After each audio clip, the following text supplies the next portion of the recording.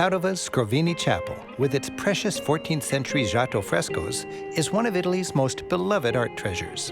Considered too fragile to be seen by huge numbers of people, sites like this are open only to a limited number of visitors who make a reservation in advance. Wallpapered with Giotto's beautifully preserved cycle of frescoes, the glorious chapel, painted in about the year 1300, depicts the lives of Jesus and Mary. Giotto, considered the first modern painter, painted scenes that were more realistic and human than anything that had been done for 1,000 years. Moving beyond medieval 2D and gold leaf backgrounds, with these realistic, groundbreaking frescoes, Giotto introduces nature, rocks, trees, animals, as a backdrop for religious scenes. His people, with their voluminous, deeply creased robes, are as sturdy and massive as Greek statues. Their gestures are simple but expressive.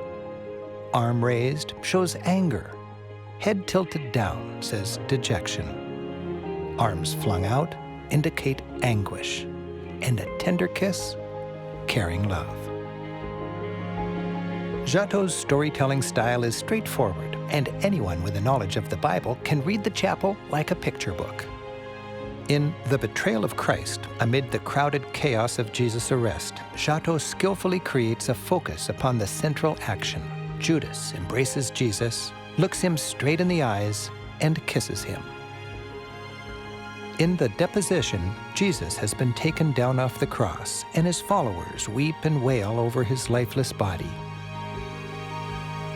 John the Evangelist spreads his arms wide and shrieks, his cries echoed by anguished angels above.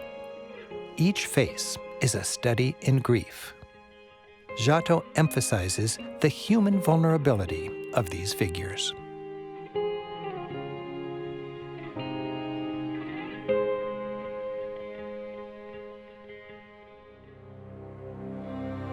And like a centerpiece on the far wall is the Last Judgment.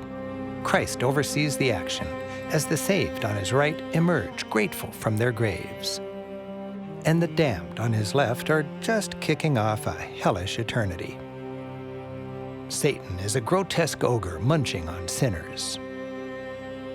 Around him, demons torture the damned in a scene right out of the Inferno by Dante, who happened to be Giotto's friend.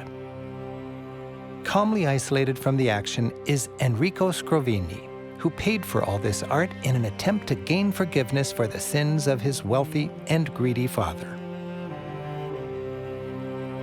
These frescoes are considered by many to be a precursor of the Renaissance to come.